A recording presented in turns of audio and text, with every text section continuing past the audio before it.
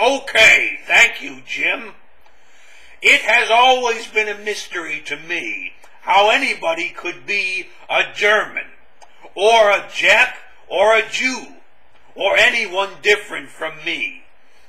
If an intelligent person thinks about it, quietly and at length, he finds that a person cannot truly understand someone who is different from him at all. There is a wide gulf, infinitely long, that separates man from his fellow man, and in that gulf, black and terrible things can happen. I am reminded of one occasion during the Battle of the Artesian Wells. We were on the steppes of Upper Belgium. It was the early summer of early 45. Able Company, Bravo Division, had just re-established its supply lines. We had fresh horses. We had canteens full of lush water. The boys were ecstatic.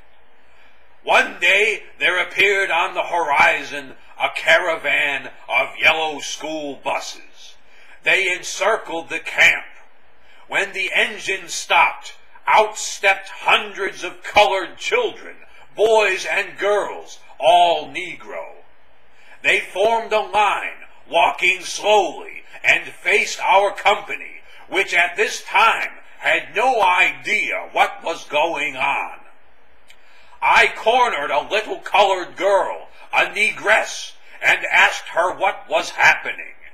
She said she was in a protest march, that they were protesting the war, that the civil rights era was about to begin.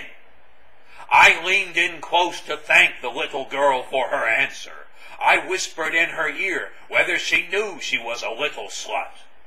The girl said nothing, but she looked at me with those big white eyes on the dark background of her face, and what I saw was defiance centuries in the making. When word spread, the boys in Able Company, Bravo Division, were enraged. We resolved to dress up in white sheets and corral the protesters on the march like the Ku Klux Klan. But the best we could manage were white handkerchiefs, which we chased them with held atop our heads.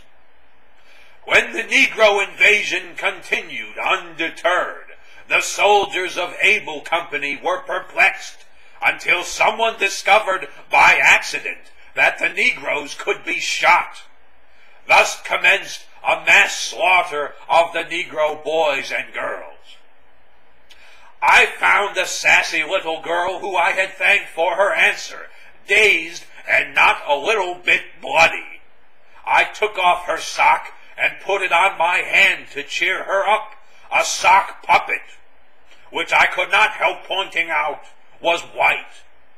When she began to slip from consciousness, I found myself rummaging around between her legs.